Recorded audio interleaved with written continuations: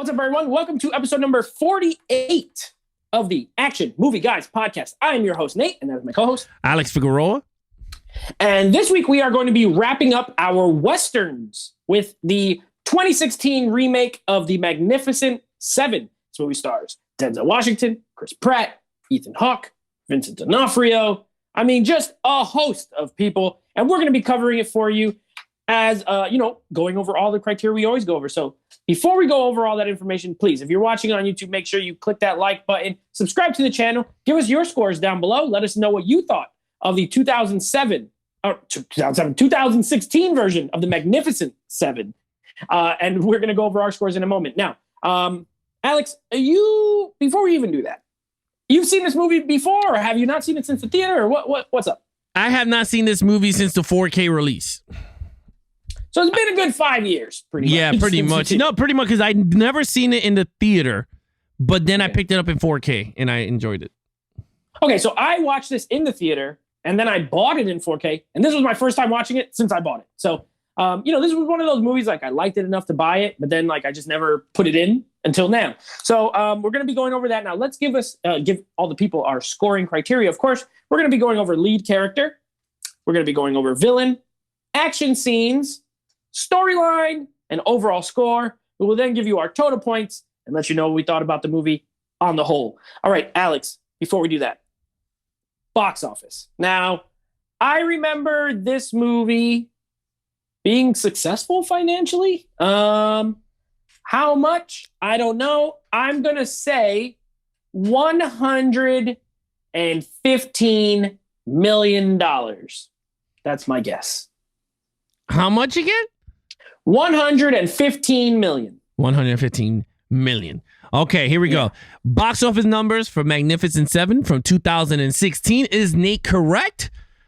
No, he shot way over. Domestically was 90. I keep saying domestically, like the 300 Warrior. Right. Yeah, domestic. Yeah. Was 93,432,655. So you went over. I went over. Yeah. Not by much, but you went over. International was $68,927,981. Worldwide total of $162,360,636 on a budget of $90 million. Okay, so it was moderately successful. Yeah. It wasn't a big, huge hit that I thought it might have been, but it made a profit. All right, well, you know what? I remember the theater I saw it in was pretty full, but also maybe we were all the people who saw it that day. All right, now, before we go into our reviews, we're going to give you the old Rotten Tomato scores. This is where Alex guesses what it got critically, what it got audience. Now, I like this because you have no frame of reference for this. It's not like our Lethal Weapon ones where you can say, okay, the last one did this. There is no last one.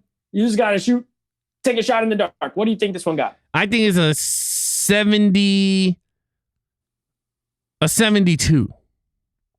Okay. Critics? Audience. Mm-hmm. Audience score 49. Okay. So you were close on one, but the opposite. This got a 64 audience score, or a critics score, but it got a 72 audience score. So you were close. Yeah, if you would have put your critic score to the audience, you would have been really close. But yeah, 64. So I thought before we did this, I thought that more people liked this movie, but maybe I was completely wrong. I don't know. Anyway, none of that matters. I don't know how many times we have to tell you. It doesn't matter because me and Alex are going to score it for you. And that's the only thing that matters on the Action Movie Guys podcast. So Alex, please, lead character, Denzel Washington. He's the lead actor in this movie. What do you say? I give him a 5. I really enjoyed him. See, the thing with Denzel is that he's an actor that could play anything. Yeah. And he gives it 110% every time he gets in that role. Whether it's a biopic, whether it's a drama, whether it's a serial killer movie that he's a cop or he's delusional or whatever he is, a drunk in that flying movie that he was in the cockpit and he was drinking a lot. Flight. Yeah, another great movie with him in it. I liked him here in the Western. I wish he does more Westerns. I could see him as another Like if he went down that trajectory, I think he could bring back the Western genre. I think with him and some other actors like Christian Bale and Russell Crowe, they all continue doing Western movies. I think a lot of people will gravitate back to Western. Again, it's all about the storyline and the delivery. And if you got great cast, why not? I don't see why not. So I gave him a 5. Yeah, so I gave him a little bit lower than you, but I agree with your points. I think, for one, he's possibly the greatest working actor today. It depends on who you ask. Everyone has their favorites. You know, I think there's a conversation of about 4 or 5 actors that pretty much consensus would say that guy's the best of this generation. You know what I mean? And he is in that conversation. He's always great. Every role he's in, he can play action. He can play drama. He can play kind of a more lighthearted role. He nails a Western. Somehow, some way, Denzel Washington is so good, he's even good in a Western. As far as the character, I thought he was good. I thought he was stoic, which is I feel like that's an important characteristic of a Western lead character. Yeah. The only thing is, he wasn't, there was other characters that I liked and found more interesting than him. So for me, I gave him a 4. I thought he was very good. And we'll get to those other characters when we get to story and stuff like that, and I'll explain further. But I did like him. He was a little quiet, a little more reserved, but also it fit the world that he was in, if that makes any sense. And of course, in the action scenes, he does his thing. He's believable, shooting people and all that kind of stuff. So, and as a leader, you believe it. I would follow Denzel. I would go do whatever he said to do. So, yeah, right on.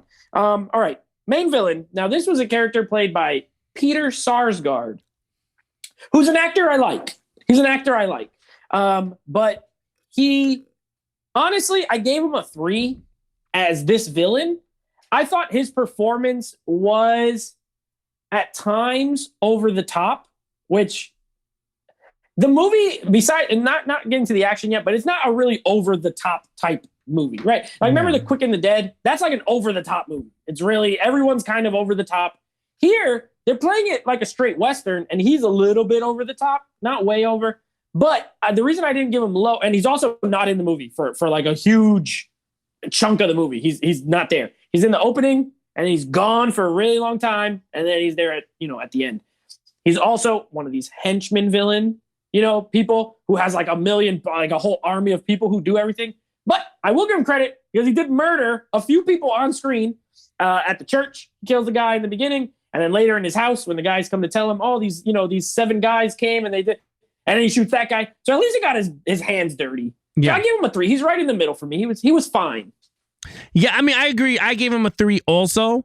I agree with you on all of the points. I think he, out of the Western movies we've seen, because Leonardo DiCaprio didn't fight back. He wasn't that type. Again, the Django movie, he wasn't like a villain. Like we talked about that. So this one, I actually thought he was a decent. He was good. He was believable. It's not like he wasn't. He was a believable character. So yeah, I gave him a 3. Yeah, he was fine. Yeah, he was good. He's not bad, but he's not amazing. So 3. Yeah. All right, now action. This is an action movie podcast, so this had action. This had action. There's no. I mean, out of all the movies we did, the Django had action, but not as much action. True Grit had no action. I mean, just had a little bit towards the end. And then that was pretty much it, right? Those are the 2. Good, the Bad, and the Ugly. Good, Bad, the Ugly was another one that did not have much action. 310 had some action. 310. Yeah, 310 and Humor had a lot of action, and this one had even more action because in the beginning, my man was shooting up the whole church, everyone that was against him, and then that ending when everyone started going at each other, they had that damn Gatling gun on top of the damn wagon. Yeah. That had action. So with that said, I gave it a whopping 5 because that had action. And I'm not even going to lie. This thing had action. And you want an action cowboy movie, Western? Magnificent Seven, the remake, has what you need for your fix. Well said. And correct. This movie has a crap ton of action. And you know why I like it? Not only does it have quantity, it has quality. It's really well shot, well directed action. It also has diversity because you have the Asian character, right? Who has like knives it's not just guns. There's knives. There's like that big, huge guy, Vincent D'Onofrio's character. You know, you got like, he's a big brutish character. Then you have the shooters, you know, Chris Pratt, Denzel, Ethan Hawke, but they're different style of shooters. Like they did a great job of giving everyone their own role within the action scenes. So everyone's not just doing the same exact thing and just pointing a gun and shooting it. You know what I mean? They each had characteristics. It's diverse. It's PG-13, but this is like one of the top, it's gotta be one of the top 5 most violent PG-13 movies. Yeah. There's a lot of blood for a PG-13 movie. Even early on, the dude gets shot at the stairs and like the blood splatters on the wall. I'm like, dude, this should have been R. I don't know why they didn't just go R, but whatever. So yeah, I also gave it a 5 out of 5. If you are an action movie fan who wants to watch a Western, this is like the one that I'd recommend as far as action goes. All right, so storyline. Okay, this is a good story. All right, the storyline itself, I gave a 4. I thought it was good. It's a classic story. Of course, Seven Samurai. This is the same story from Seven Samurai. That was the first film to do it. Then it got remade as for the Americans as the Magnificent Seven. And then now this is a remake of that. So it's a story that's been told. It's not original in any way. But you know, it's a classic kind of Western story. You have this guy in this town who's bad. You have this group of people who are hired to basically fight this guy off and defend the people of the town. And that's what they do. And that's the story. You know, there's characters and they have their own backstories, but it's not the focal point. The focal point is the basic premise and the action scenes. So I gave it a 4 for storyline. Yeah, look, in terms of storyline, I agree with you on this one. Also, I gave it a 4. The storyline, it's nothing unique or something fresh. It's basically a pretty much Western movie, any Western movie. You know, you got a bad guy that wants to take land and abuses the crap out of the town. The town revolts, hires a gunslinger, and then the gunslinger gets his boys. Well, now they're strangers, but it's not his boys, but they're strangers, but they become friends once they start shooting. So yeah, I agree. I give it a 4. But it's intriguing. This story was intriguing. Yeah. It's not like it was boring. It's like you literally was hooked the minute the movie started. So yeah. Yeah, agree. All right, now, overall, I gave this a 4 out of a 5. I think this movie has a lot of great actors. It has great action. The storyline, again, I think I would have gave it a higher score if the storyline was more fresh, more unique. Since it's a typical Western style of movie, I was like, I can't go with that. But since this is a remake, I think this is a pretty good remake. I mean, so far we've seen 2 good Western remakes with True Grit, and we've seen this one. And 310 and Yuma. That's 3. Yeah, 3 good remakes of Western. So honestly, I think so far this is really a good movie. I think if you guys have not seen this, or you did see it and you thought it was garbage or it wasn't for you, give it a shot. I think you should give it one more shot and see if it would change your mind. I mean, lately with us doing all this Action Movie Guys podcast, I've been changing a lot of my mind in a lot of action movies that I thought stunk when I first saw it. I'm starting to come around watching it, and I mean, this one I never said it stunk. This one I was like, it was okay, but rewatching I was like, this is actually a really good remake. So yeah, that's my take. I give it a 4. Yeah, so here's where I feel, for some reason, I'm a little under you, but I have my reasons. I gave it a 3.5. So it's something like rewatching it, I did the opposite of you. I feel like when I came out the theater, I liked it a whole lot, and then now watching it few years later, I found a lot more things that I didn't love. So I'll give it, let's go with the pros really quick. Amazing cast. You're absolutely right. All the actors are great. And the character that I mentioned earlier that I liked better, like the Denzel, I love Ethan Hawke's character in this movie. I thought he was the most intriguing and had the most kind of mysterious and interesting backstory. You know what I mean? That you didn't quite get. Every time there was these big, action scenes early, like he couldn't shoot. It was almost like he was like he knew he was so good at killing that he didn't want to do it, type of thing. You know what I mean? And I always like characters like that. I really loved his character, and I liked his performance. He was great. Here's my only thing. I just feel like the movie's too long for what it does. Like there's a big stretch, I want to say 35 to 40 minutes, where you had a really intriguing start, and then the big action finale is great. But that middle part drags a little to me, where they're just kind of not doing anything. You know what I mean? Like they're walking around, they're walking back to the town, they meet the Native American guy, right? And then they keep going, and then they get there and they have to train the people. And like all that stuff takes like a lot longer than I feel like it should have.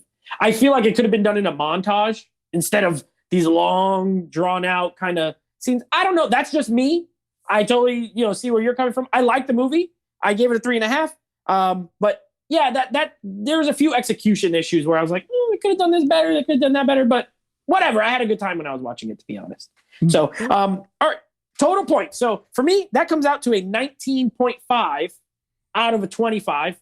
Still a very good score. A great cast. Just come for the cast and stay for the action. That's what I say. That's how I would describe this movie. Come for a great cast. Stick around to see a lot of people get murdered. It's a lot of fun. Yeah, I mean, I agree with you. I gave this a 21 out of 25. But yeah, it's action. Look, it's action. You have a great Oscar award-winning cast. I mean, some of them are Oscar award winners, right? Denzel. Denzel is. Ethan Hawke's nominated. D'Onofrio, was he nominated? I don't know if he's nominated for Oscar, but he's been nominated for some stuff. And he's a great actor, though. Sarsgaard, he's a great actor. Yeah, it's got a great cast. Yeah, you got a great cast. So yeah, I mean, I gave it a 21 out of a 25. Yeah. Fair enough. All right, so that is our review for The Magnificent Seven. We hope you enjoyed. Drop it below. Let us know what you would score this movie. And of course, if you're listening on Apple Podcasts or anything like that, Spotify, leave us a review. Tell us if you like this movie or not. Next week, we will be reviewing Lethal Weapon 3, and we will be starting Jason Statham month. Now, I don't remember the Statham movie right off the top of my head, but I do know it will be a movie that stars Jason Statham. So be on the lookout for those episodes, and we'll see you then. Other than that, that's your host, Nate. I'm your host, Alex Figueroa. Be awesome to each other and geek out.